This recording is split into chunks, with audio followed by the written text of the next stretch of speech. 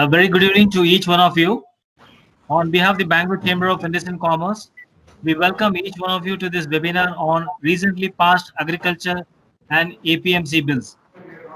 This session has been organized under the aegis of Agro and Food Processing Expert Committee BCIC. We like to specially thank Mr. Ankur Bomik, Chairman of Agro and Food Processing Expert Committee of BCIC and Chief Operating Officer MTR Foods, and Mr. Narasimha Nakatri, co-chair of the Agro and Food Processing Expert Committee of BCIC, and consultant Nakshatri Associate. Just giving the gun. Request all to kindly mute your mic. And also Dr. G.K. Vasant Kumar, member of the Agro and Food Processing Expert Committee of BCIC and former Additional Secretary, Agriculture Department, GOK, for curating this session for the benefit of our members. The speaker for today's session are Professor T.N. Venkata Reddy, former Professor, UAS Bangalore, GKVK, and Dr. Sharan Angadi, former Head of Research Asia Pac and R&D Advisor, Ankur Seeds. On behalf of the Chamber, we express our sincere thanks to our Professor T.N. Venkat Reddy and Dr. Sharan Angadi for accepting our invitation to address on this important subject. We would also like to thank all the participants for joining in for today's session. We request all the participants to kindly mute your mic and webcam options. This will enhance and keep the bandwidth strong as well as avoid any unwanted disturbance in the background.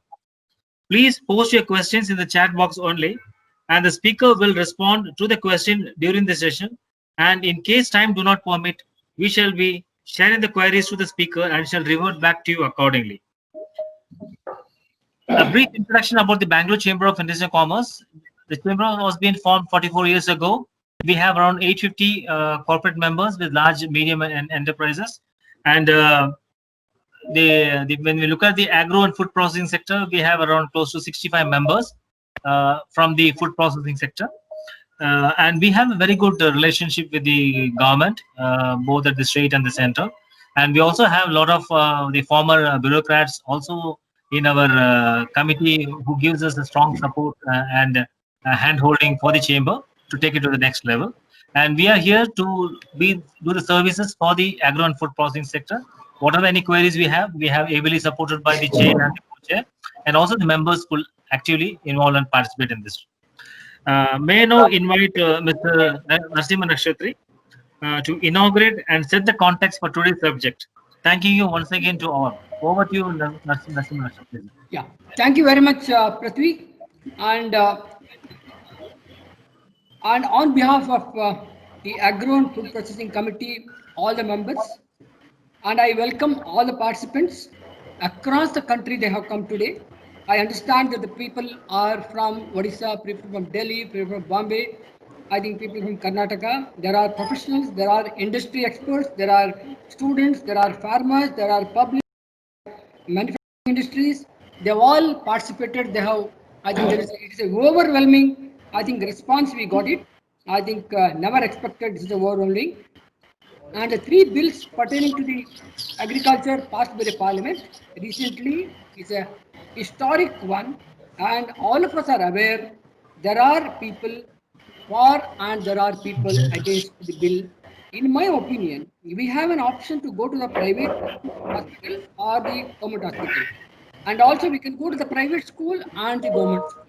In the same way, in my opinion, farmers should also have the option of going to the private and APMCs. 80% of our small and marginal farmers who need support for their agricultural inputs, they need the technical know-how, they need the market linkage for their agricultural products. They are not able to go to the mandis and markets. They're all going to these different middlemen. I think Dr. Venkat Reddy and Dr. Sharan Angadi will explain it in later stage. Our today's eminent speakers, Dr. Professor Venkat Reddy and Dr. Sharan Angadi, will address the bill in detail and its benefit to the farmers, consumers, food industries, and also recommendations. Shortcomings, if any, and we will also see that after this webinar, the BCIC will also put up to the concerned authorities of the outcome of the webinar. Thank you very much for all the participants and also the Agri Committee members, Agri and Export Policy members, participants, and all our secretarial staff of the BCIC, everybody for making this event happen. Now, I have one brief introduction about the Dr. Professor Venkat Reddy. I do not want to take much time because there is a sort of thing within 1 hour. We want to finish all the this one speakers the speech. Dr. Professor Venkat Reddy. I think there's no need of much introduction about him. Everybody knows him. He is last 40 years he has served in this agriculture marketing sector in the University of Agriculture Sciences. It's a product from US Agriculture, Bangalore, and he's also a member of study team of Raitara Sante. I think all of you are aware about the Raitara Sante. Request the participants to kindly mute your mic. Yeah. Professor Venkat Reddy, he is the one who was responsible and he was in the team of feasibility of establishing Raitara Sante, the market linkage. He was also a member of board of the PG and the UG undergraduate students and PG students of US Bangalore. He was also a member of the team of evaluation to the land owning and pattern of Karnataka and Andhra Pradesh, constituted by the RDI, Seattle, USA, funded by World Bank. He was also a chairperson, professor of Karnataka State Agriculture Marketing Board, US Bangalore. He was also provided inputs for agriculture marketing reforms and agriculture business management policy. He has published several articles. He has done more than 40 research papers. He has visited more than 24 countries, and he has also done more than 600 lectures to the developmental departments, institutions, and different companies and different agricultural marketing. He has done it. He is also the member of evaluation team of ATMA, that is the Agriculture Technology Management Association of Karnataka government. Yes, I think I don't want to say much more about this. He's a passion. Agriculture marketing is a passion. I think we would like to hear from him. I think I will, with this small introduction, I would like to hand over to Professor Venkat Reddy. He's a professor in economics and much more. I think I would like to hear. Let us all hear from him. Thank you very much. Okay, sir. Yes. Good evening, everybody, and thank you very much to Mr. Nakshatri sir for introduction. I will go straight to the subject by sharing. Sir, can you see the slide, sir? Yeah. Hello. So, slides, can we go for slide show, sir? Gone, sir. Can't see the slide. Yeah. Can you see the slide now? Show. No, we can see the slide show. Welcome is there. Process. Welcome. Okay. Can you see the slide now? So you have to go to the slide changer, sir. Go to the changer, sir. Yeah, I'm going. Okay. Yes. Done. Yes. Okay. Now you can see this slide. Yes, sir. No, the slide changes. So there's a cursor below Yeah. on the right hand side. Yeah, exactly, sir. Correct, sir. Please Now you can see the slide. No, please click on that, sir. Okay. Sir. So you have to I can see the market performs. Yeah. That one slide has come. Okay, No, fine. slide has not come, so it is just in the slide mode. It has to come slide changer. Double click, sir. Double click it. Double click on the same button. So, I'm clicking. Now kindly tell me whether you can see the slide. No. Sir, if you can click on double click, it will be in the presentation mode. Presentation mode only.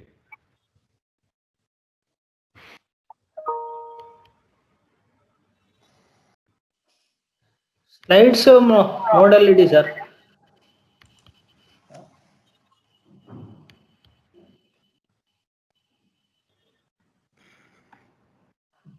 Yeah, this is fine. So just click on the Slide show. presentation mode. Yeah, slideshow. Exactly.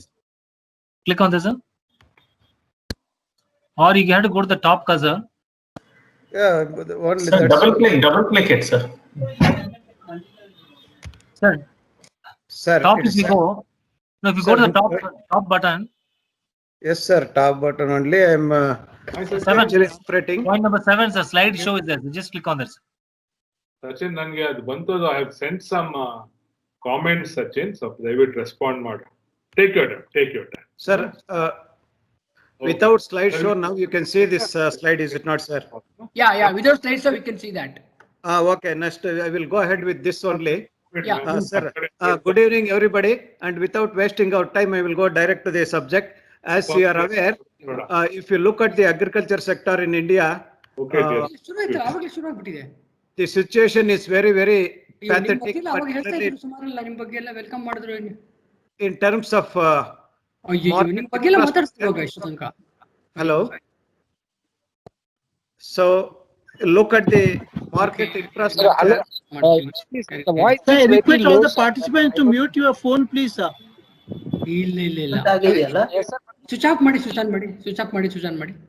Yeah, second meeting. Nakshiti sir, you have to mute your mic, sir. My mic, No, Nakshiti sir. unmute or mute? He has to mute his mic. I think he's talking over the mobile, so he has to unmute. Please go ahead, sir. Please go ahead. Sir, you go ahead with the presentation, sir. Okay, sir. If you look at the market infrastructure, this depicts where we grow, use the natural resources to produce the food and throw in the open. This is an example of Food Corporation of India, where the food grains are thrown.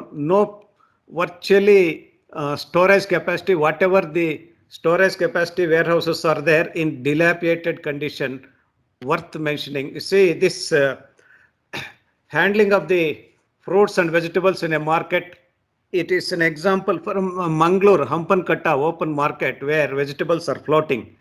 This speaks of lack of scientific infrastructure in handling of our farm produce that can be mainly attributed to the public policy.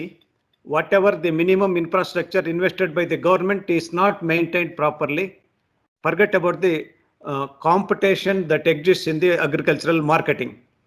With the latest say new acts, 2 acts are there.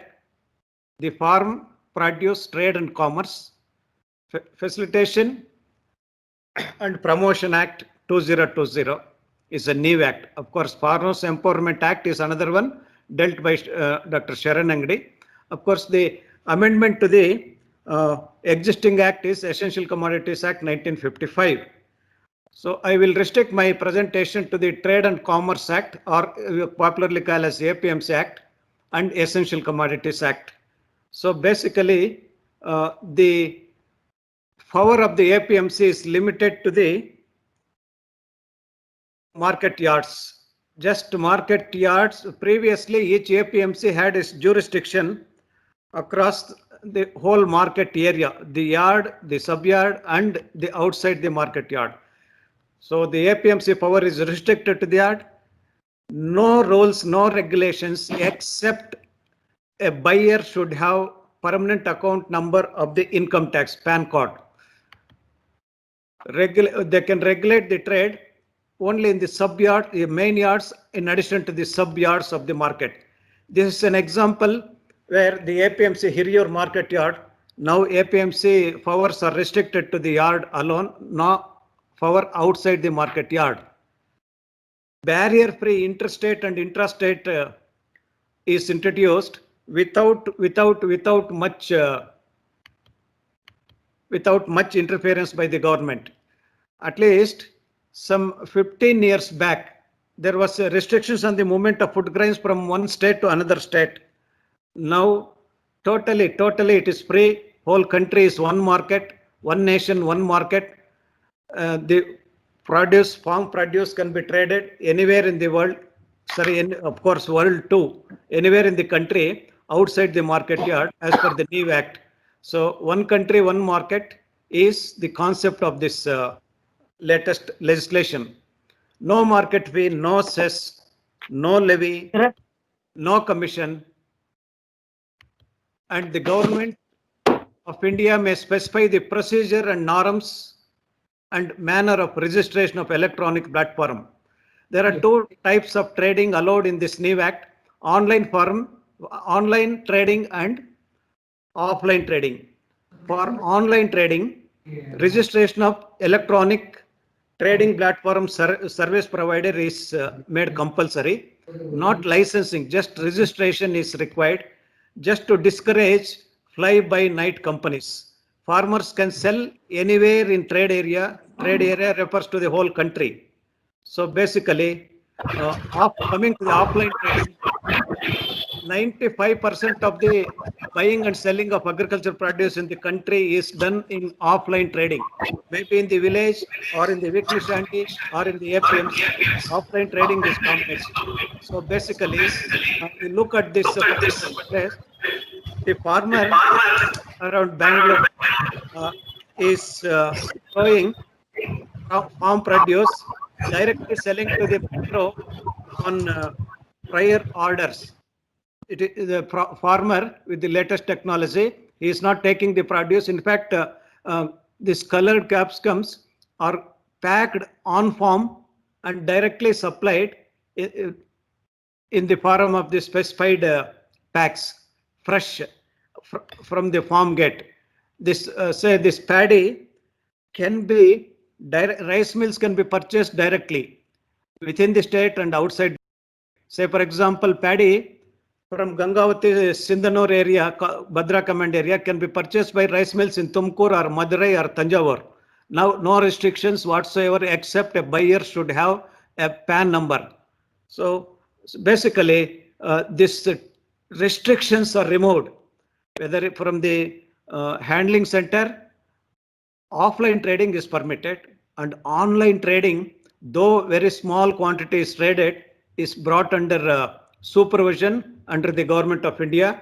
The first of its kind initiative in the country in the 2014 was done in Karnataka for Tur Dal in Gulbarga, where by National Spot Exchange, promoted by government. Of course, this NCDX in collaboration with Tur Board. Small farmers were organized. Produce is pooled, cleaned, graded, packed, stored, pledged. Postpone the market sales by 3 months, and farmers opted for online trading, spot exchange.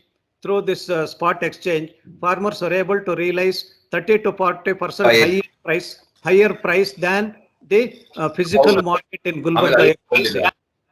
The latest initiatives these are legalized now. No need for APMC intervention, nor they need to pay market fee. See, the farmers got the freedom to sell wherever they want, particularly in the offline online trading. Already corporate companies have emerged without much, no restriction at all. BigBasket.com, Flipkart, and so many examples are there. Electronic trading platform service provider needs to register with the ENAM, Electronic National Agriculture Marketing.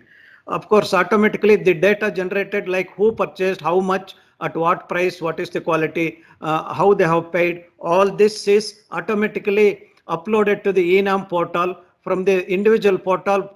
Say, for example, tomorrow, if I float a electronic trading platform, automatically that is linked to the ENAM. Data generation for price discovery process is still available for policy makers and the other traders. So this is the main. APMC is restricted their power to the yard. Farmers can sell anywhere. No licensing, just PAN code is enough. Offline trading is regularized. Online trading is also made it provision wherein they should register with the ENAM for the purpose of data generation.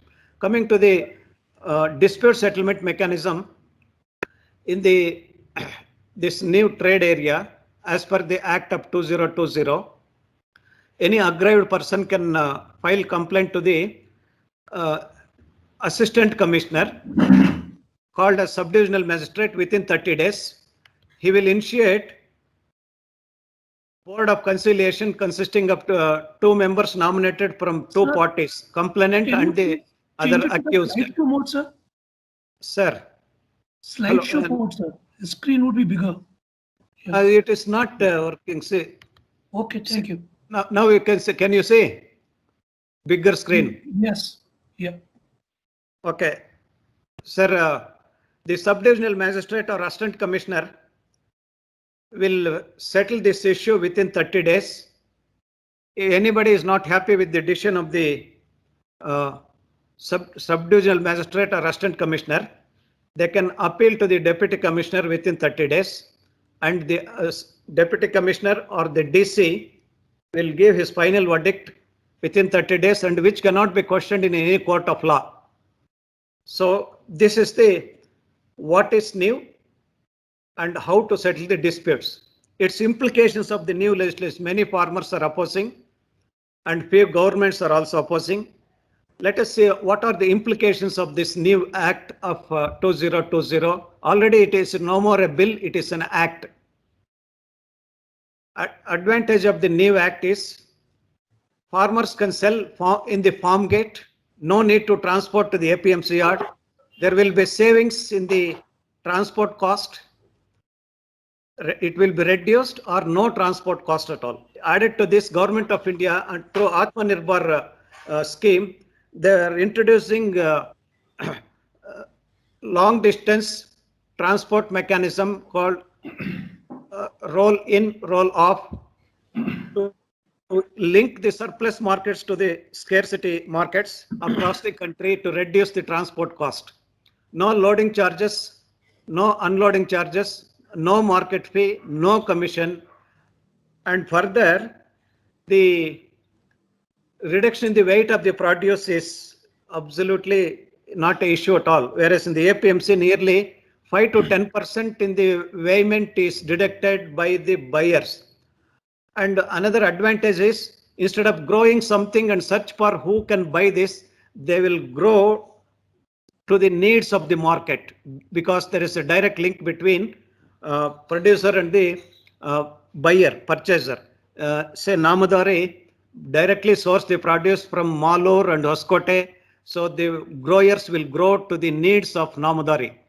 So quality maintenance in the field through transfer of technology by the companies goes long way in enhancing the productivity and maintaining the quality. And here is an example what variety, when to harvest, what totally the transfer of technology, what government is struggling. The private companies go to the farmers, train them, transfer the technology.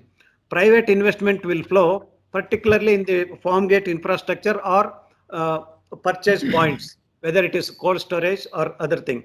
Coming to grading and packing will come up in a big way, particularly to avoid where, say, bringing the waste product to the upcountry markets. Instead, it will be graded in farm gate, avoid the food wastage in the chain.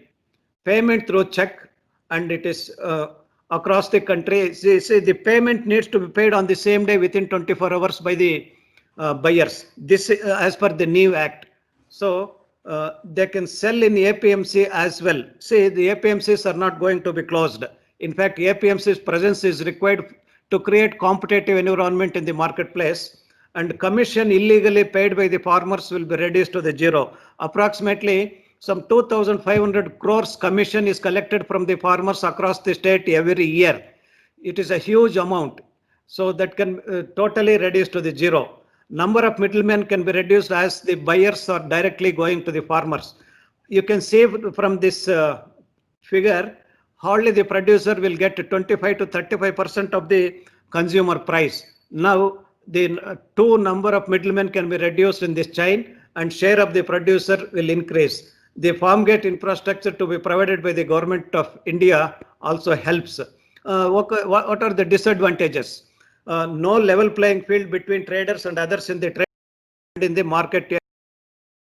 See, a trader in the APMC need to get a license, deposit huge security amount, security deposit, declare the sales, follow all procedures every day, and red tapeism from the officers, and it is a mess of everything. The Involvement slides are of not elected moving, sir. authorities. Slides are not changing. So slides are not changing. Sir, I think this old system is better. See, basically, licensing, security deposit, traders and other market functions are operating in APMC close to the trade, shift to the outside. So basically, it is likely exodus of traders from APMC to the outside the market yard because of red tape in the market yard. You look at this particular news item where traders in the Shumaga are already planning to move out of the APMC. They are paying 30 crores to the APMC every year in the form of market fee. So basically, they are thinking of to shift the trade from APMC to the outside APMC. So advance payment by loan by the traders to the farmers will be discontinued. And of course, they should look for crop loan instead of depending on the traders in the APMC. And another important drawback with this central act is the assistant commissioners and deputy commissioners are busy with the other related administrative work. They can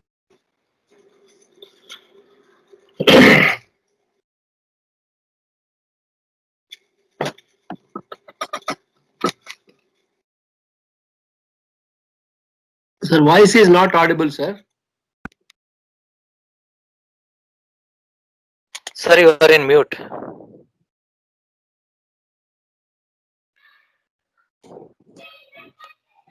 now it is audible, sir. Yes, sir. Hello. Yes, sir. Now it is Yes, okay. sir. Yes, sir. It's audible. So basically, the administrative mechanism, particularly assistant commissioner and deputy commissioner, burdened with other works wherein they cannot concentrate more on farmers. So basically, there is a need for shifting this dispute settlement mechanism from revenue department to the developmental departments like agriculture and horticulture departments.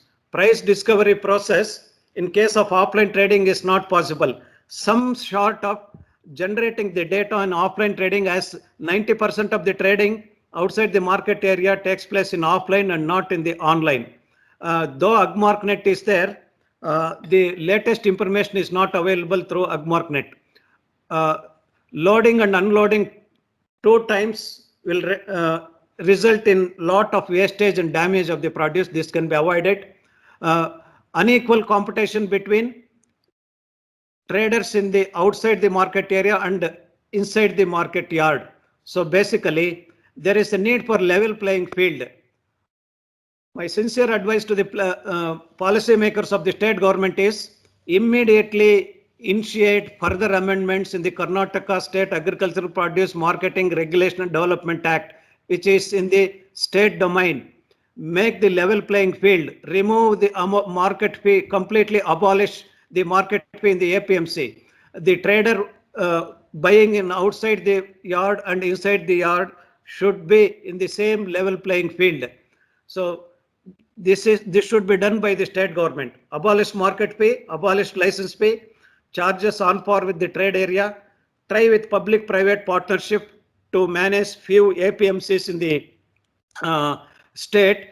And I can quote the best example of cold storage in the APMC yard is given to the private company for managing and maintaining on lease basis. Why can't an APMC can be done on this model, particularly to create markets of national importance? Karnataka is so much fortunate. We have the best products produced in the country with 92% crop diversification across the country, whereas Punjab and Haryana have just 10 crops variability, crop diversification. Karnataka is gold mine of agriculture, starting from turmeric, mango, flowers, tomato, vegetables, spices, soap nut. Virtually is gold mine in Karnataka, rice, Gangavati. What is required is like this Vashi market in Mumbai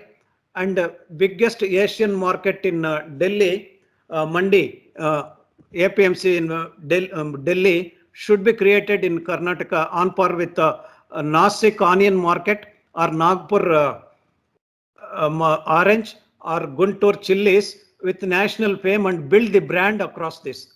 So PAN card is being done in trade area should be made as eligibility criteria in the market yard also. No need for licensing in the APMC yard. Abolish this RIMS, Rashtriya e-market services. It is duplication of the services. Integrate with the ENAM. Offline trading is taking place 90% of the produce. APMC should not be considered as the revenue source to the government. They should completely abolish. Hardly 600 crores comes to the state government through this APMC market fee. The government can allot from the general budget of 600, 700 crores, treat agriculture marketing department as on par with the development department of agriculture and horticulture.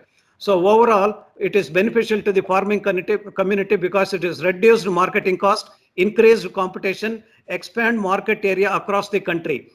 Coming to the other act, Essential Commodities Act, as and now there is a restriction on the stocks to be held, the quantity to be held by any stakeholder dealing with essential commodities. So basically, now it is the problem of plenty. I don't know why the people are opposing this. Once upon a time in 1955, when scarcity of food grains and other products was there, we used to impose restrictions to regulate, to maintain the stability in the price of commodity to make food grains affordable to the common man. Now it is problem of plenty. So we should encourage purchasing more, stocking more, creating demand. And it is not the situation of 1943 where 30 lakhs people died out of starvation due to want of food. Now farmers are dying because they cannot sell the produce and glut in the market. There is no proper storage facilities, particularly in the warehousing, because they cannot store. No trader, no exporter, no processor can store more than the limited quantity. And they don't buy, particularly in the harvest season, glut will be there because they are not allowed to buy more. With this relaxation, the processor, the exporter, the retail chain stores can buy quantity of their requirement and they invest in the storage capacity, and automatically the glut in the harvest season reduces. You can see this pathetic situation where onion is thrown and germinated in the field. Such problems, it is problem of scarcity is gone. Not problem of scarcity, but it is a problem of plenty. Stock limits are removed. Anybody can store any quantity, but it is not absolute. In case of emergency like famine, extraordinary price rise, natural calamity, still government can say, for example, the onion price jumped to 100 rupees since 1 week. The government has banned the export of the onion. So it is there for the normal course, normal period, but are extraordinary, the government can still impose, and nobody have any iota of doubt about this. And if anybody wants to buy more, they can, because there is no dearth for availability of the product. When the government can interfere is when there is a increase in the price by 50% in the retail price of commodities, and also 100% increase in the retail price of horticultural produce. So the retailers can store stock limits allowed to maximum processing capacity. The processor, look at this India Food Park in Tumkur, they need minimum 2 lakhs quintals to store. As per the existing Essential Commodities Act of 1955, they are not allowed to store. They will be fined. It leads to red tapeism, corruption. Let them buy. Farmers are unable to sell. So with this new legislation, the processing industry can procure the quantity of the requirement not for a day, for the whole season. This welcome change. This red tapeism is removed. They can processor, the exporter wants to 1 lakh quintals to export to, say, for example, maize or rice to Gulf or Japan, they can stock to meet to their export needs. And it is there in the legislation, not applicable to contract farming. See, during the contract farming, you buy 2 lakhs quintals, no Essential Commodity Act is provision. In fact, the flourishing of the gherkin exports from Karnataka to the tune of 2,000 crores from this one state alone can be attributed to the no government intervention in production through contract farming. Now this basically it is not essential commodity. More purchases and stocks for the needs of processing for exporters, retailers. Harvest season glut can be avoided. More warehouses can come. investment on warehousing will increase, and this is can be solved. We can avoid the wastage of food grains. Thank you very much, and I hope I have restricted to the time given. Thank you very much to one and all, and we can go for the Sir. question hours later, sir. Yeah. Thank you very much. Thank you very much, Dr. Professor Venkat Reddy, sir. And it was a really useful, and I think in a short period of time, you have covered almost every point of both the acts and also the shortcomings of the act and also recommendations also. Thank you very much, sir. Now Thanks. over to Dr. Vasant Kumar to introduce Dr. Sharan Angadi, please. Dr. Vasant Kumar. Sir, he was finding it difficult to log in. Can you introduce Dr.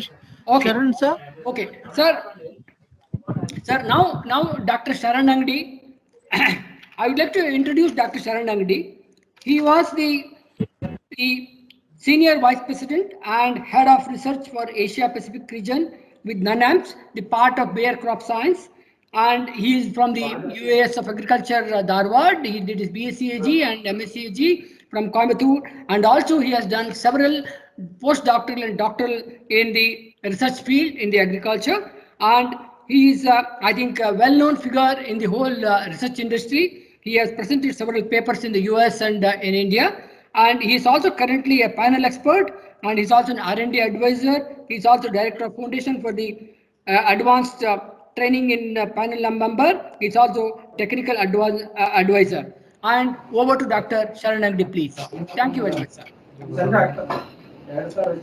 Good evening, all of you. And at the outset, I would like to thank BCIC for this opportunity given to me for sharing my few thoughts on the Farm Bill Act, as Dr. Reddy was pointing out. How do I share my PowerPoint? I have already sent my PowerPoint. Can you please project that somewhere from there? Yes, sir, we will. Okay. So, meanwhile,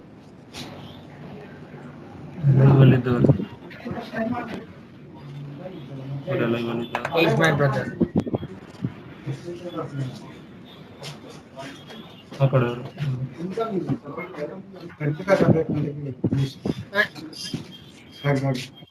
So you please start. We are sharing soon.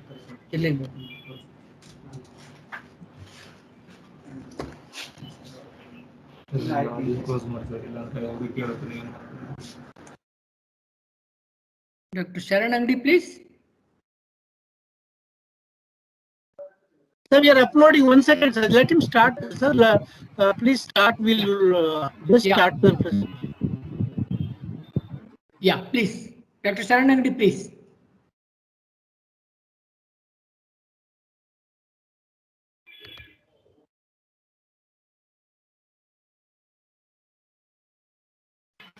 Hello. hello. For some reason, I was off for a Yeah, while. no problem. Yeah, please. No, sir. Screen is visible, sir. Screen is visible, sir.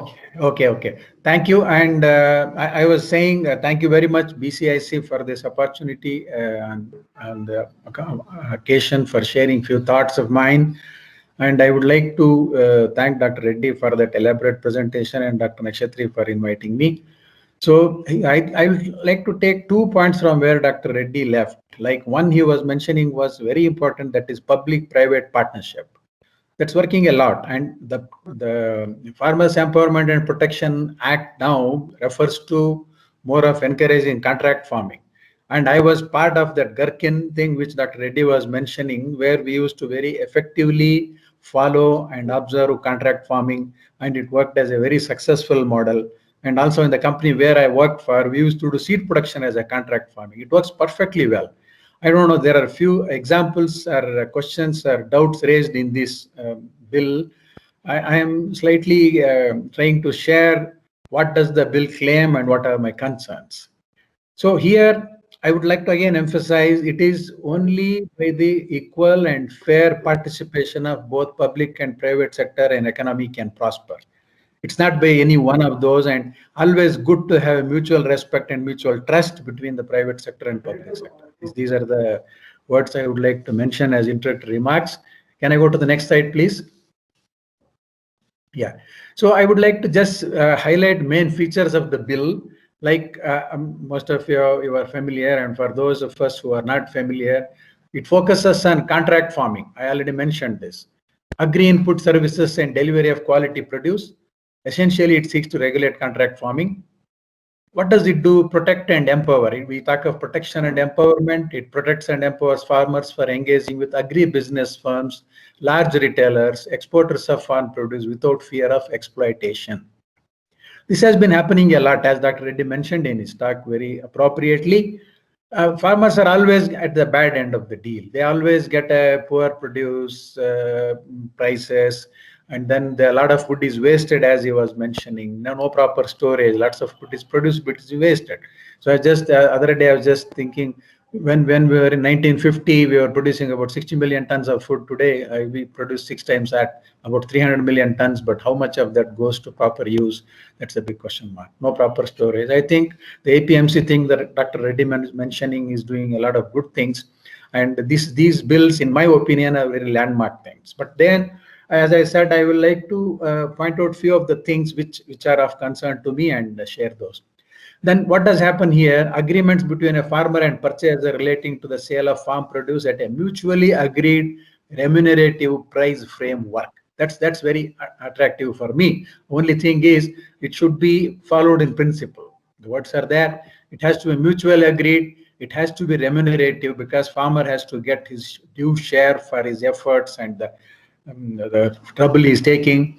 And it has to be done in a very fair and transparent manner. I think this will, I think we went back to the first slide. Yeah. Okay. The minimum period stipulated for agreement is 1 crop season or 1 production cycle for livestock. And then I think I'll make it full screen. That's better. Yeah. Yes. So the maximum period is minimum period is production cycle, 1 production cycle of livestock or 1 crop season. The maximum period is of a longer production cycle for any farming produce. Can we go for the next slide, please? Hello? I'm seeing Dr. Reddy. I'm not seeing my slide. Hello? Hello? Hello? You're audible, sir. You're audible, sir. But my slide, please. It is coming, sir. Yeah, thank you. Thank you. Yeah, so how does it help? What does the bill claim or the act claim?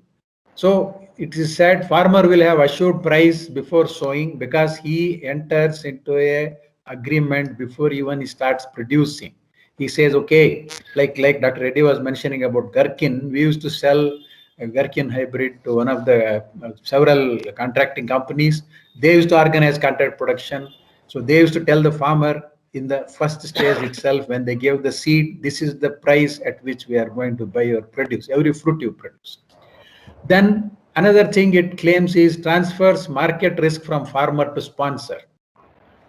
Gives farmers access to high quality seeds, fertilizers and pesticides. Of course, as I mentioned in the beginning, we as NUNEMS, a company which was producing seeds and quality assurance and then selling, we were doing a contract agreement with the farmer. Our entire seed production was done on a contract farming basis.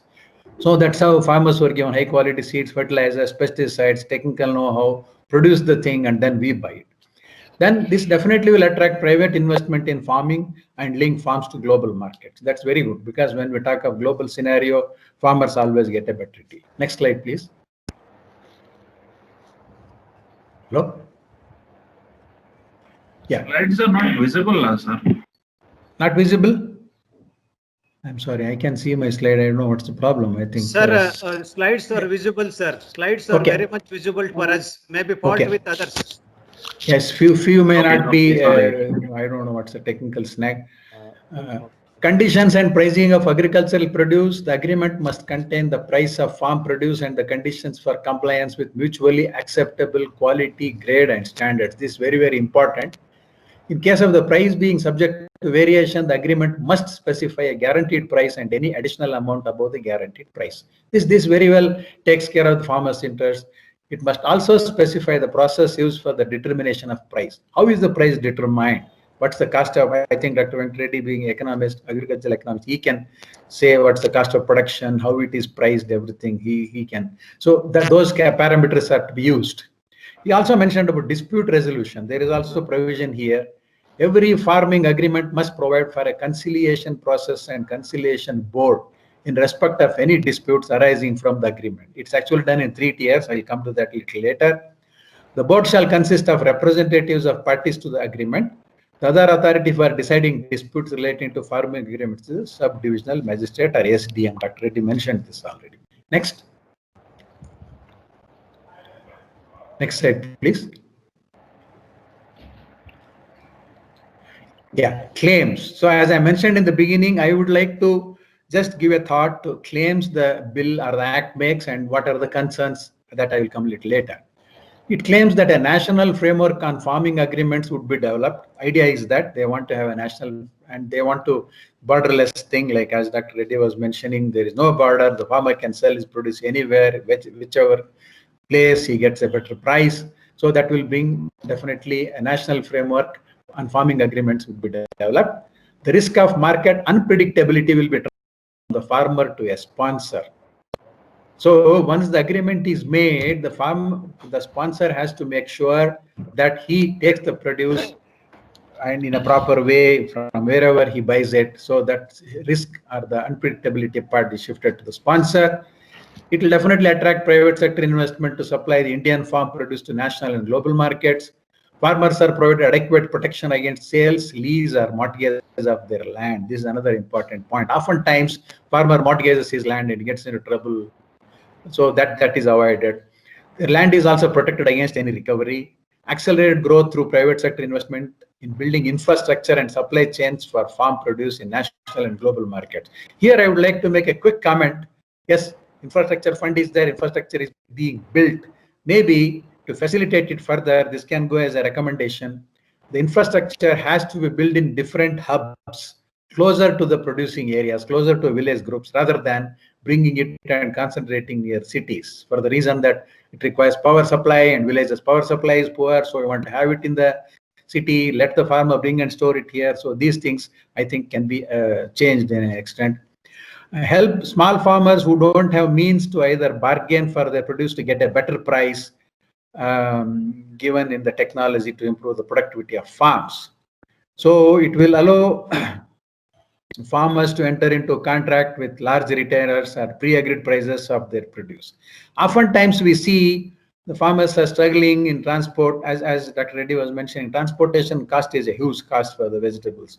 And we have seen he has also shown pictures where discarded on the roadside because farmer was not getting even the transportation cost. It's a very, very pathetic thing. So when we talk of doubling the farmer's income, what comes to my mind first is make it decent. Make the income first decent. Improve the income, then double it. It's not that whatever pathetic price he is getting, just doubling doesn't help. So first improve the thing and then make it double. So next, I think these are the claims, and my concerns are bill aiming to protect farmers against price exploitation and increasing choice in the sale ignores the interests of individual, especially small or marginal farmers, constituting 85% of rural farmers that may not be able to negotiate a fair price with private corporations. So here they can think of FPOs or farmer producing organizations. They will have a better capacity to bargain as a group rather than going as individual. That can be a solution for this. But then this part has to be addressed. The power balance shift from the farmer to private companies, and the farmers might become weaker players in the negotiation process. It's a concern. People have this doubt. The private companies with their bigger presence and bigger money power can have a bigger say, and farmers might become weaker players. The bill does not provide any mechanism for price fixation, giving a free hand to the private corporations. I don't know, Dr. Reddy can explain on this. I think so. It does not have a mechanism for price fixation. And if small land holdings are there, this results in multitude of agreements, because each smallholder, as he mentioned, I think each of the farmers, the small and marginal farmers, which constitute 85% of the farming population, 2.5 acres, 1 hectare is the minimum holding they have. Although protection against exploitation is stated in the bill, Small and marginal farmers are afraid of exploitation while getting into any kind of agreement with the companies. Next, please. It's continued. Furthermore, according to the provisions of the bill, the quality and grade measures and standards of farming produce can be mutually agreed upon by the both parties to the agreement. He is the seller and buyer, both parties. However, if and when the private sponsors attempt to bring in uniformity, the quality aspect might be affected, consequently impacting the already distorted agroecological diversity in India. This is a little bit of environmental concern. I'm not very sure how to address this. But then uniformity, when they want to bring, then the quality aspect gets a little tricky. Another concern that arises relates to the three-tier dispute settlement. I mentioned this already, prescribed by the bill. First, a conciliation board. Second, the subdivisional magistrate. And third, the collector or additional collector as the appellate authority. This matter is a little bit of concern. I don't know, the policymakers can pay attention to this and see how it can be made more easy, because small farmers who are living far away in the small villages, they cannot come to for this dispute settlement. It's a good mechanism. I think this dispute settlement is good just to make sure things work well. But as I said, first mutual trust is the most important thing. Things work on that. As I said, we used to do lots of gherkin sales. I hardly have seen any dispute coming over there. Farmers were growing, companies were buying, they were processing, they were exporting, everything worked very fine. But then it's good to have a dispute mechanism and dispute settlement mechanism in place. Okay, next. So with that, I would like to conclude with these observations. Farmers' fear is powerful investors would bind them to unfavorable contracts of corporate law firms, because when this legal jargon is put, it's really very, very difficult to understand. Subject to the condition, provided this is given. So you don't know, anywhere they can just make you, lose. So with kind of, so that's the fear of the farmers, because most of the farmers, as we know, are poor. They are not very literate to read and understand those. I think there can be a mechanism where their understanding of the thing and fighting the case can be facilitated. Agrarian distress persistent in India due to, these are the problems I think we need to address on priority. Low productivity, lack of storage and transport facilities, heavy indebtedness, farmers are in deep debt always, continue, and fragmented land holdings. These things need to be addressed to make these acts more effective in implementation. Subjecting the fate of farmers to the vagaries of market forces cannot uplift the agriculture sector. Experience from other nations, I have, as mentioned, I have been in other countries also. I've seen it in Europe, I've seen it in USA, where corporatization of agriculture, it can, to an extent, bring in depression for the farmers. This is I know by personal hands-on experience. Corporatization, we say, always is not very healthy. Though I worked for corporate sector, I can say this very fairly. The corporatization has to be done with certain checks and balances. Otherwise, there can be exploitation. The agriculture sector needs stability, but new model will introduce more price volatility, bringing in more market forces. Price stability is under question, because I don't know, Dr. Reddy can mention as an economist whether price stability is important or highly fluctuating prices are okay. But in my opinion, some kind of stability is important. Farmer never gets to decide the price of his produce. It is decided by others and is subject to extreme fluctuations. This is very, very bad.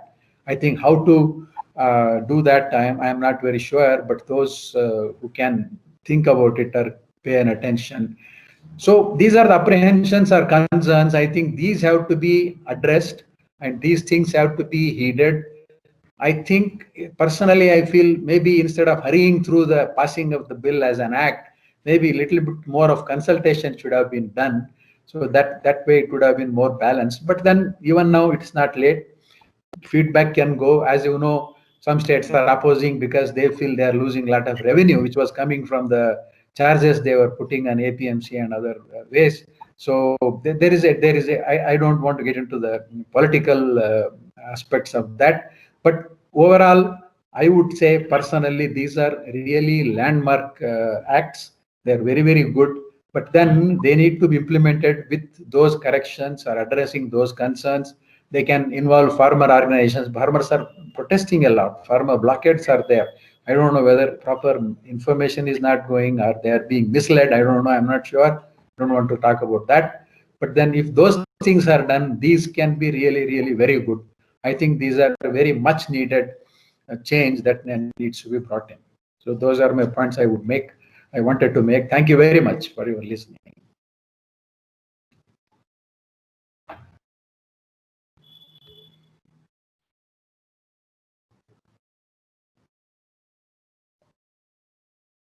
Sir, Hello? you have to unmute, Yeah. sir. Unmute your mic, sir. Nakshatri sir should unmute his mic. I think Dr. Sharan Angadi, please, I think thank you very much for your insight of the contract farming bill and also your the real concerns which you have given. I think it was so nice of you. And Thank you, sir. now I think it is open for, I think, discussion, open for question and answer. I would allow only for, I think, the first 5 or 6 questions. I think Dr. Sharan Angadi or Dr. Professor Venkat Reddy will answer, I think, or myself or whoever is possible. Okay. And think since because of the time limitation, we will restrict only the 5 to 6 questions. Okay. Please now. Those who are Okay, Jairaj here. Can I ask a question? please, sir. Please. Jairaj, sir. Yes, sir. Venkat Reddy garu, namaste andi. Namaskaram, sir. Also. Tell, sir. So my question is the following. I heard the learned speakers and I was very enlightened. My question is, sir, at the end of the day, Those who are not speaking, if you can please mute, we can hear. Can you please, participants, can you please unmute your mic, please, except the person who is asking Please the mute question. your mics. All other Those who are asking can unmute. Can you hear me, sir? Please. Venkat Reddy garu and Dr. Sharan Angadi. Sir, chat box ಅಲ್ಲಿ ಕಳಿಸಿದೀವಿ question ಆಗ್ಲೇ. ಹೇಳಿ sir ನೀವು ಹೇಳಿ sir ಇವಾಗ ನನ್ನ ಪ್ರಶ್ನೆ ಏನು ಅಂದ್ರೆ at the end of the day, sir, the opposition to these reforms is on the ground that the farmers are being pushed to the wall and price determination is not going to be fair as it was under the APMC regime. So specifically, I want Dr. Angadi and Venkat Reddy garu to kindly comment on that, because both the presentations contain a mix of the good and the not so good. So give me a clear response. That's my humble request to Venkat Reddy garu and Dr. Angadi. Sir, good evening, sir. Basically, coming to the price discovery process and price formation process, APMCs are the worst form of price rigging and cartels. No supply, no demand decision. It is better, it's the best time is dismantle APMC mechanism of this price rigging. Shira APMC price incident is the eye-opening in the country, where the open market price of groundnut in nearby markets was 1,496. They brought down to 700 rupees. So anyway, APMC should act as a check for outside market area and the trade area, coexistence of APMC and the trade area creates competition. Nobody can run over in this process of pricing. Farmers have a choice. Farmers have freedom to sell either in the APMC or in the trade area. So this price in the APMC is farce. It is virtually, in fact, if at all, the Nobel Prize in Economics for this last year for auctioning was given to that Nobel laureates in economics. They should give this Nobel Prize to our traders in the APMC for that auctioning system. Worst part of auctioning system, forget about 2Z. It is the auctioning system in the APMC to determine the price is worse than 2Z auctioning system, sir. What does Dr. Angadi say, sir? I very much support Dr. Reddy's views. When he talked about Nobel Prize, there is also another prize known as ignoble prize. I think the APMPs can be awarded ignoble prize for the deeds they are doing. Yeah, I very much support his opinion. I also hold the same opinion. APMCs are really becoming defunct and they are doing more disservice to the farmers than the service they are expected to do. But sir, in your presentation, you said that the small farmers Yes, are sir. at a disadvantage in contract farming vis-a-vis the big firms and corporate entities, etc. How Yes, do you justify this? Because small farmers, they have small holdings, their economy of scale is also small, and they cannot really, most of the small farmers are not very literate, and they cannot really enter into agreement, contract, read the terms properly and understand. Whereas big farmers have their own advantages, that's how they always get upper hand over the smaller farmers. Sir, just to supplement Dr. Sharan Angade to Jairaj sir. Jairaj sir is himself is an economist. He was IAS officer, I think. Same Yes. Jairaj sir. Yes, sir. He is. I recognize him. Sir, this contract agreement by the farmers is not done directly by the companies. If you look at the contract agreement procedures, an aggregator will be there in each village. I will be the aggregator for the whole village. I will go to half acre, 1 acre, 1.5 acre. I will be paid with, say, for every quintal of produce sourced. And success story of the gherkins in Karnataka can be attributed to the small farmers, sir. It is, they don't give contract farming more than 1 acre. That means gherkin production through contract farming is oriented only towards small farmers. And this is not absolutely no, partiality towards small farmers. In fact, it is more encouraging, more intensive cultivation, own labor. Only thing is access to the credit and access to the technology is less among small farmers, particularly for irrigation. Thank you. Want to thank Venkat Reddy Garu and Dr. Angadi for the very enlightened reply. Thank you, sir. Thank you, sir. And besides, just I want to add a quick point because you mentioned about gherkin. We used to encourage producing companies to give 1 acre because gherkin is a very, very labor-intensive crop.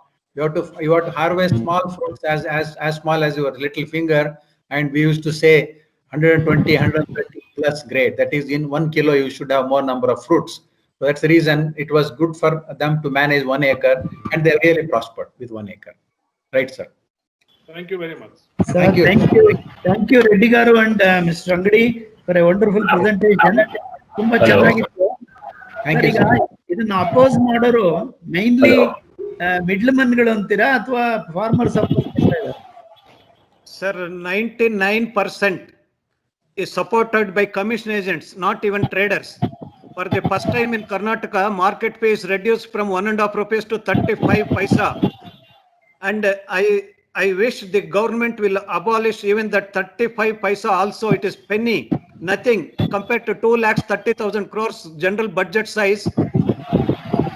Say hanging over for 200 crores from APMC is nothing. And political rivalries, it is political movement rather than economic movement. Whatever the agitation is by political principles and orientations, not based on academic or practical business orientation, sir. Sir, Yes, sir, there I agree. 100%. So there are 4 people who have raised their hands. Can they ask questions, sir? Dr. Shishail, Mr. Pradeep Puvaiya. Sushil. Okay. Whether my voice is audible? Yeah. Audible, sir. Okay. Thank you. Thank you very much, sir. I am Dr. Shishail. Actually, this bill is a landmark bill by the government, but there are some amendments needed that is which is helpful to the farmers. The one which is essential commodity amendment bill, it is nothing but a warehouse. We can store the warehouse, but the thing is that at the farm level, at the there is a small farming in the warehouse that will be farm level storage. If it is done to the farmers or FPOs, that can be the better. And in the farmers agreement on price assurance, there is nothing but contract farming. Contract farming, it is existed from the so many years. But the thing is that just like now Dr. Saab raised that there is one amendment needs in this. That is, if any disputes comes, the agreement should be made in between village chief or chairman and the farmers. That will be very better instead of mandi officers. That is my second suggestion. And in the farm produce trade commerce, that is it is nothing but the APMC bypass bill. We can call it as APMC bypass bill. In that, sir, the whole debate is on MSP. See, MSP is a, sir, MSP it is a very good thing. Here farmers are very free, but in the contract farming, they are bound to the price. So my suggestion is there should be a bill should be brought on the MSP, and the common one application should be formed to the farmers that they can be given three information. That is, one is weather, crop, and rate of the any produce.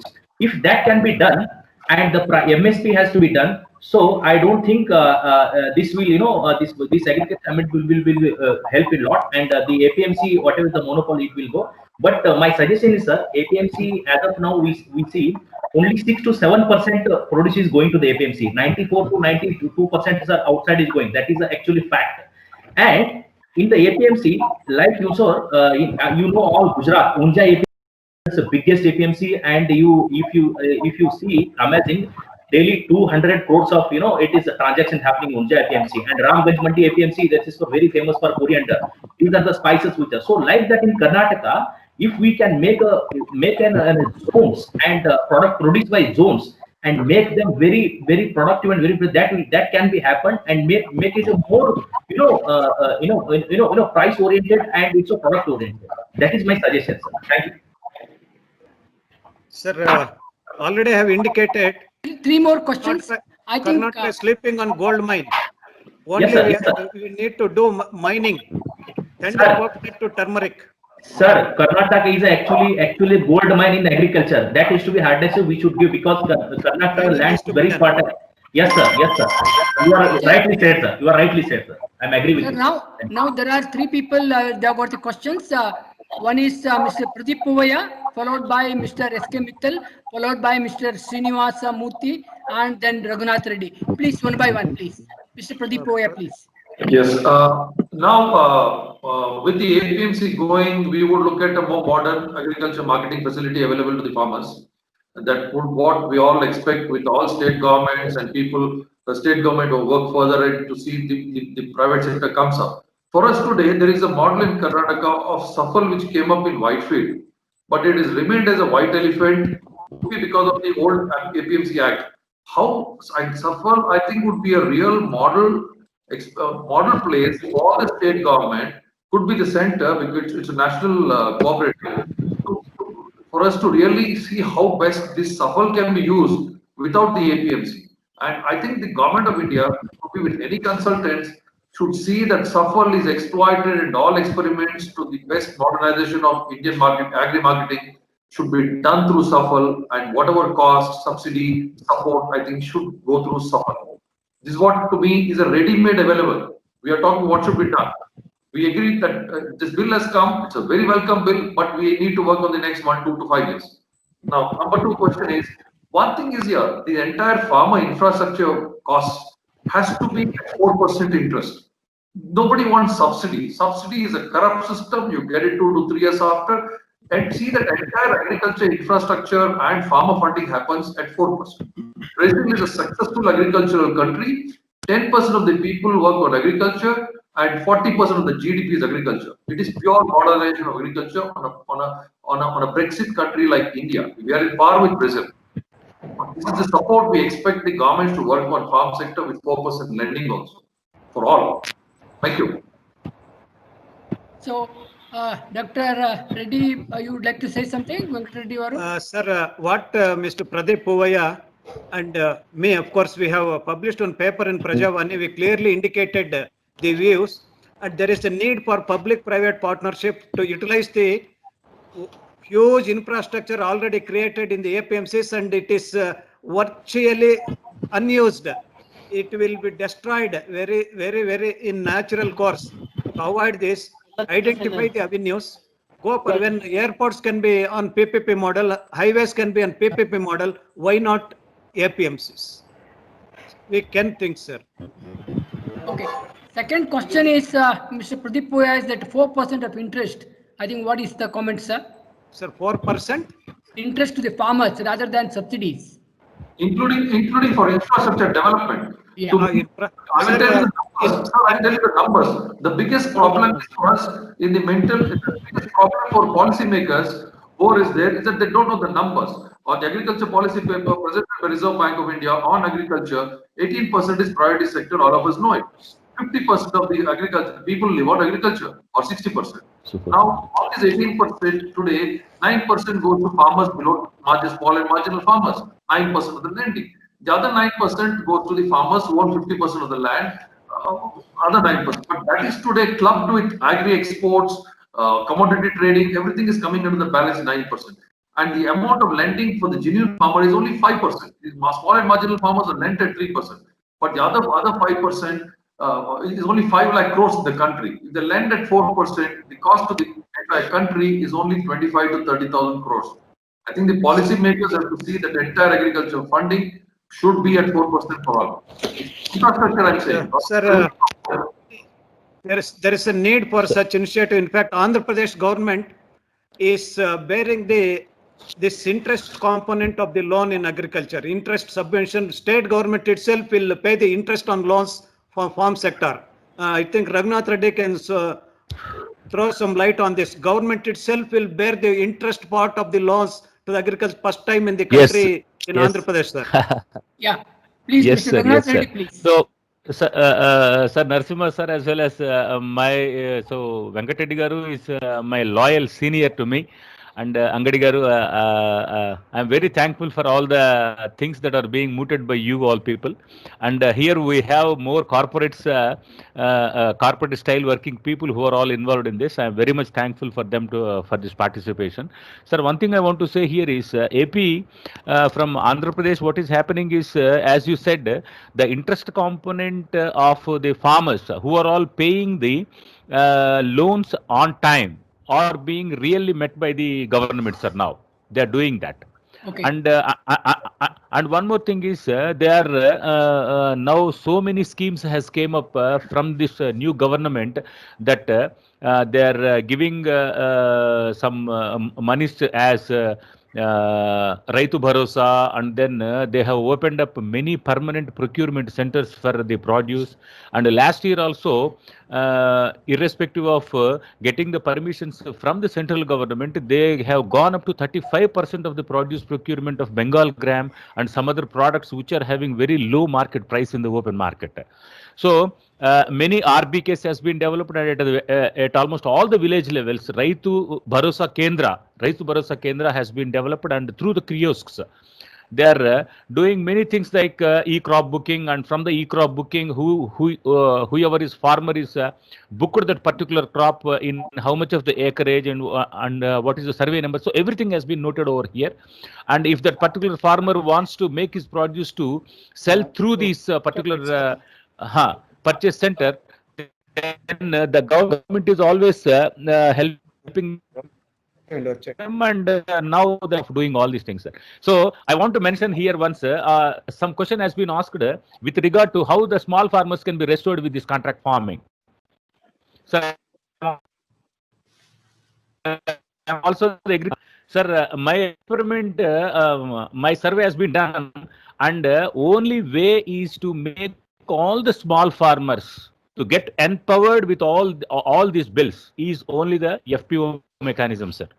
So let the government efforts will goes to development or the nurturing of the FPOs, so that all the FPOs can bring in all the small farmers or the medium farmers, the marginal farmers, whoever is there, and they can transfer the technology, and FPO even can become a small corporate like at the village level or at the mandal level. No problem at all, or at the regional level. So they can also become a very competent authority or the competitive authority for some small traders. Even the traders will become a cartel in making the things which is not released by the farmers. Then the FPOs can raise their voice, or they can go for procurement, or they can go for storage, or they can go for processing, or they can go for branding, and anything can be done. Only the way is better that up to now we have seen what are all the different services that are being provided. We ask the APMCs to stop their services, and we want. Sir, it is not clear. Better to stop. And as Venkatri Garu has told, sir, voice is breaking. Sir, isn't it audible, sir? Voice is breaking. 1 minute, sir. Okay, thank you So, very much, sir, Raghunath Reddy Garu. Now I want Dr. Vasant Kumar sir, to Dr. Vasant Kumar to say something on what Mr. Raghunath Reddy has okay, told thank about you, the thank you, AP. sir. Yeah. Then after we'll go to SK Mittal and Srinivas Murthy, please. Sorry, I was not able to get connected in between. Something went wrong. I had to reboot the system. Anyway, I have nothing much to say. The speech was good and quite elaborative because it is putting a full stop to the debate that whether this bill is good or bad. According to me, the bill is good because we are experimenting something new. Okay, hello, can you hear? Yes, yes, please. We are experimenting something new, and any new thing will have certain setbacks. It is time that we adopt them, see and give feedback and correct it. The government has done with good intention. For years, APMC has been dominating, and every farmer is not getting even 1/3 of the market price. And there is no quality control or something. See, there is some improvement in and around Bangalore due to competition, but you go beyond Bangalore, in Mysore, I'm also talking as a farmer. During this mango season, nobody got beyond 25 to 35 rupees per kg, even for a quality mangoes of Alfonso. So this is how things are happening. Anyway, touched all aspects, both advantages, citizen concerns, and what can be done. Definitely one thing is, yes, the small farmer, so negotiation terms should be improved. For that, maybe some kind of agency or arbitrators or consultancies agencies formed to check up this agreement, which always gives if this happens, force the measure, all kinds of things are there. When this has to be checked, there should be a format and a recheck of the small farmers or their organization. There should be a legal advisor to them so that the agreements are fair and are not one-sided. This is what I want to say. Thank you very much, Dr. Vasant Kumar. Now there are two more people, Mr. SK Mittal and Srinivas Murthy. Please, one by one, please. Sir, mine is a very general question. Yeah. The question to maybe all. How would you visualize the agriculture marketing scenario in India 10 years from now? Whether the bill is going to be a positive impact or negative impact on the farmers, and you're all well versed in your respective field. Can you visualize and tell us the points, simple points? Sir, I will respond to this question, sir. Sir, the future of Indian agriculture lies in its processing industry, retail industry, export industry, not just consumption by the generic products, sir. Until and unwise we create good atmosphere, legal support, freedom to choose their produce of their place of choice. In fact, small developing countries like Philippines, Thailand, South Korea process 70 to 80% of their produce. In this uncongenial atmosphere, these industries cannot flourish. So to create demand and link to this industry, the present legislation will give a positive environment, more creative, more direct linkage, eliminate the middlemen, orient towards the quality. In spite of India being first in many products, look at the global market. We are nowhere near in the top 100, more than 100, mainly because of mismanagement of this legal system. And one by one, we are reforming this legal system, deregulating. So in my opinion, days to come, 10 years or 20 years, the industry linkage, direct marketing, and somebody was talking about, Vasant Kumar sir was talking about mango, 30 rupees farmer share in the produce rupee. It is 200 rupees per kg of Alfonso. Farmer used to get 40 rupees, less than 30%. So still this needs to be continued. Why farmer cannot directly sell to the processing unit, directly sell to the consumers? Why they should pay to the APMC? And another funny part of this is, even the produce is not taken to the APMC like Tungabhadra Command area, paddy is not taken to the APMC directly, it is sold to the rice mills, but still they have to pay money to the market fee to the APMC. It is nothing but hafta money paid to the APMCs without using a single facility from the APMC. It is APMC clutches are removed from farmers, are now free to sell and no need to pay hafta to the APMC, as other words, government. I hope the agriculture in the next 1 decade is going to liberalize. Until we liberalize marketing, agriculture cannot be, sir. Thank you very much, sir. I think it was a very good, the 10 years from now, what we are going to be, what is that good. Okay, now Mr. Srinivas Murthy, sir, please. Mr. Srinivas Question, I only asked, but the thing is, I asked.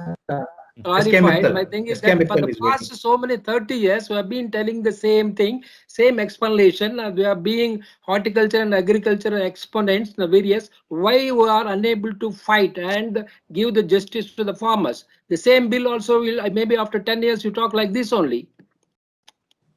Sir, not like so. Sir, one thing, sir. In fact, to go by the words of Srinivas Murthy, sir, in 2007, Government of Karnataka amended its act, introduced contract farming, allowed private companies to establish their private markets. Till date, 162 APMC in the state of Karnataka, not even one APMC, one contract farming agreement was registered or pursued, not regulated. That means the governments are not in favor of, it is only in the book. Now, the farmers have started selling the outside, ignoring the APMC. Things 20 years back is different from now, sir. Say, private markets, it is nothing, not necessarily huge market. Now I can go to Srinivaspur, buy mango, supply to the Jain irrigation mango processing company in Chittor can come to Srinivaspur, buy directly without commission agent, go directly to the farm gate. And the things that are going to happen in the next 10 years, as somebody, Mittal or Srinivas Murthy was talking, sir, you forget about the past. Look forward. So much of technology is there. By sitting in my home, I can sell to somebody in Bangalore. Yes. Sir, for your kind information, Indian Postal Department delivered mangoes box deposited in the General Post Office by the farmers of Srinivaspur, wherein the orders are consolidated by the Mango Board.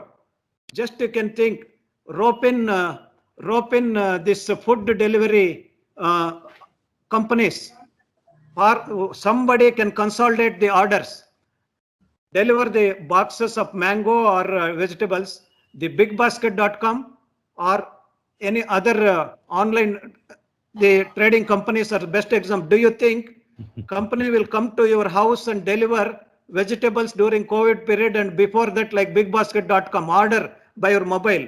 The 15 years back is history. Now the pace of change and revolution is very fast. Lot of changes are happening, sir. Okay, sir. Thank you very much. Sir. Now, Mr. Vivek, I think Vivek wants to say something. Mr. Vivek, please.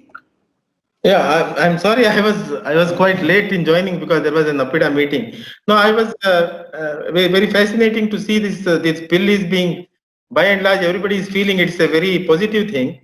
Only thing is, like Mr. Reddy said, we are having such a low level of processing today in our country, where Philippines and Korea are producing, they are processing, doing value addition of 70% of their agri produce. But now I think how long we will spend time debating this bill is good or bad, and such many forums have been discussing about it. But what is the forward linkage planning? We don't see any clear plan from the government on how are they going to support the value addition in the coming days. For example, I can only talk about the exports. Today, you are talking about mangoes from Srinivaspura, Kolar, and all these places. We are also buying mangoes.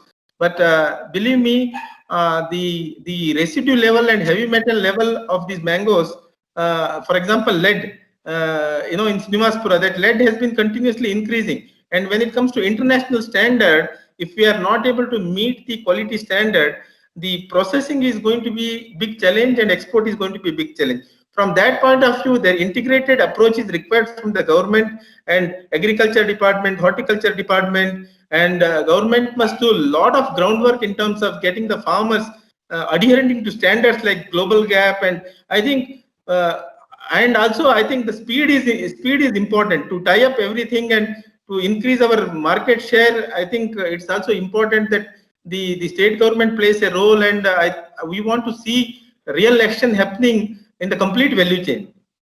This is my view. Thank you. Sir, this Additional Director of Horticulture, ex-Additional Director of Horticulture, Vasant Kumar should react to this, sir. Yes, yes, Vasant Kumar. Yeah, I have discussed with him many times about this subject also. He knows, yeah.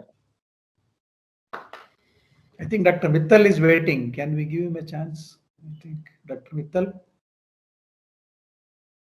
Hello? Mittal, Yes, sir. already he spoke about that. I No, think. he Yes. did not. He did not. He did not. He did I not. think Mittal is waiting. Yes, Yeah. yes. And after let that, I Mittal think be. Dr. Vasant Kumar, please. Yeah, yeah. My concern is that in the bill it provides SDM Deputy Commissioner to sort out the disputes of the contract farming. That may be too much to depend upon the bureaucrats.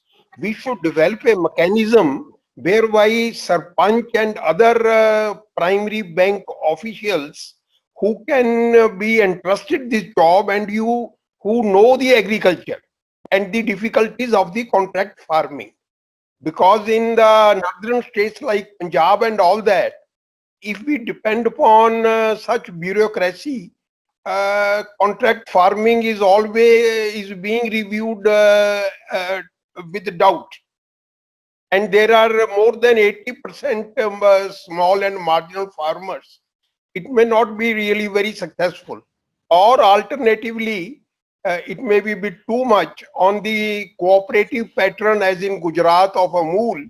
Something should be developed so that we are able to win over the confidence of the farmers for this radical changes brought out on the bill.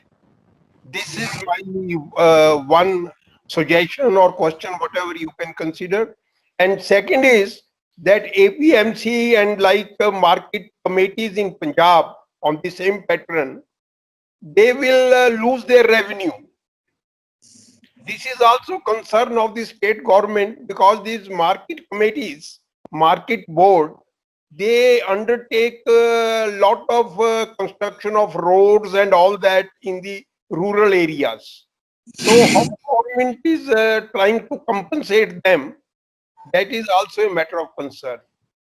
Sir, So if these things are addressed, I think we can have a positive view of these bills in the in North India. Sir, just to react to Mittal sir question, sir, success story of the seed production contract farming is a model by itself in India. Why not the crop production? Seed production and crop, in fact, crop production is more easier than seed production. The success of contract farming in crop production is going to emerge. We can take the seed production contract farming as a model. Coming to the second question, income generation by the APMC spending on the rural roads. It is a myth in Karnataka. I don't know about Punjab. This 600 crores income to the state government in the form of market fee is a peanut. Actually, it is peanut in the budget of 2,30,000 crores annual budget. In fact, a state like Andhra Pradesh allocates 2,000 crores for price stabilization from the general budget. Why the government should depend on this poor farmers' money to create infrastructure in the rural area? Let them make use of the NABARD funds. Let them allocate. Let them not burden this marketing system to squeeze the money. Don't consider agriculture marketing as a income generating to the government. Let them depend on excise department, revenue department, registration, and tax department, not agriculture department. Are they investing? Are they taxing the agriculture department? Horticulture department is generating any income to the government? Why marketing? Why this? It's so. In my opinion, it is justified. Let the APMCs further abolish all market fee, zero, like in the trade area. The 200 crores that is going to be generated can be increased somewhere elsewhere in other income stamp and registration from the land or transportation, sir. That's all, sir. Mittal, sir. Now, thank you very much, Vasant sir. Kumar, Now sir. I think Okay, do you want me to? Vivek Naik's questions, I think Dr. Vasant Kumar should Yes, sir. Yes, give. sir. Yeah, please. Yeah, I agree that see, food processing is it's a lot of things have been talked about food processing, but I just want to caution in India with small farmers and scattered holding, can we afford to produce low cost produce for the food processing? Because food processing is thriving on bulk production in other countries and on low cost. The cost of material which is procured for food processing cannot be of A quality because the prices are high.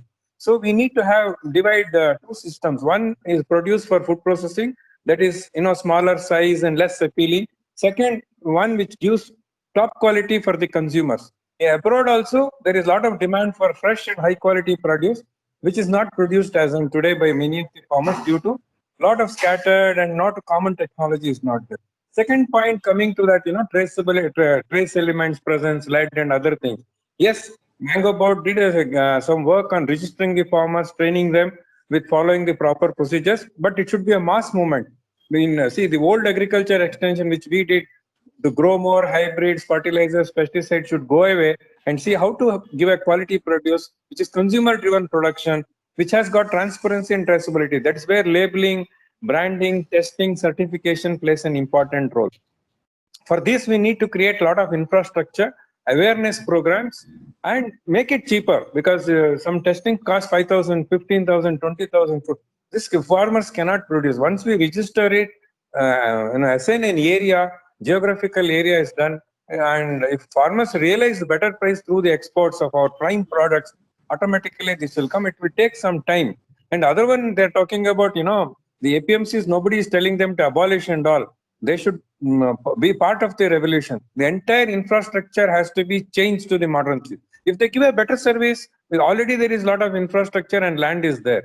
If there is a, bringing in technology, hygiene, infrastructure, definitely people will participate. There should be an open competition. It's not that they're thrown away or something like that. So the competition has to be there. Backward and forward linkages for which infrastructure and business corridors have to be done. And if these things are done, I think we can take it to the next level. Maybe this forum is too much for me to discuss long. I think one more forum I'll ask Nakshatri or Ankur through BCIC to organize exclusive and what is the way forward using this bill? What are the opportunities? How startups can play a role? How corporates, how small farmers can be involved in it? Taking the weaknesses of present scenario, we can always come out with solutions. And technology is very much available today compared to 10 years back. And experts are there to give solutions. And the students' involvement is very much. I feel agri or engineering, there should be not restricted to only agri graduates. Today, technology is required. Engineering, satellite technology, you name it, that has got a role in agriculture. No, we need to build a team which can take this to next level in 6-7 years or at least a decade. A third year agri student or engineering student, if he can take a project, by the time he does his post-graduation, doctorate or in diploma, he will come out with patented projects which are commercially viable. Thank you. I don't think I can tell any more, but I feel one more discussion is required on these aspects. Exclusively Sir, thank you very much, Dr. Vasant Kumar. I think well said. I think we will take it forward and we have noted down. Now the last the one question, Mr. Murthy Garu, I think he has raised his hand. Please, Mr. Murthy. He's not there? Srinivas Murthy is there, sir. Is there? I think he has raised his hand. Mr. Srinivas Murthy? He's there, sir. His mic is muted, sir. He has to unmute his mic. Srinivas Murthy, sir, should unmute his mic. I am here. Please. Yes, sir. I already spoken, sir. You already replied. Anyway, your hand is there. That's why. Okay. Okay. Sir, thank you very much. I think we have taken half an hour extra. I think it is my duty to say thanks to all the participants. I think it was an overwhelming response. We got it. I think all over the country, all over the departments, all over the food industries, farmers and everybody. I thank all the participants for attending the webinar.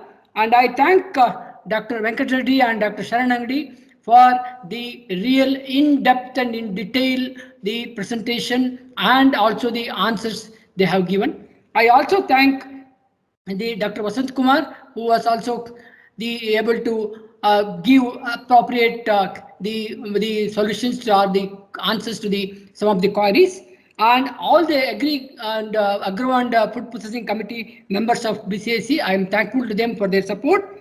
And lastly, BCIC, the secretarial staff, who has also they have done this job of conducting this webinar wonderfully. Thank you very much. Thanks a lot. We close the webinar, sir. Thank you very much.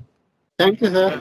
Thank In fact, we should thankful to the BCIC for creating this forum to share the opinion and get the reaction, particularly experts in the area like Vasant Kumar, Jairaj sir. He was gold medalist in economics. He was senior IS officer. He is the policy making head. He participated, means this gives all weightage, and I hope BCIC will come out with say further debates like this to strengthen the government policy making, particularly before amending the APMC Act in the next council and assembly, sir. Still it is in the state. Central government, it is over. Bill, no more bill. It is only act. In the state government, BCIC can provide some inputs to the state government to revamp APMC, sir. If it goes in your letterhead as a voice of the industry, that carries more weightage than individually I am speaking or somebody else is speaking, sir. We'll do that. BCIC can present in your forum, take appointment with the chief minister, present this is the demand of the industry. Yeah. Sir, definitely we have noted, sir. Okay, sir. Thank I you would very also much. I would also like to thank Dr. Nakshatri and others in the BCIC for organizing this. It's very well done. Thank you very much. Thanks. Welcome, sir. Thank you. Thank you very much. Thanks a lot. Thanks a lot to everybody. Yeah, thank you. Thanks.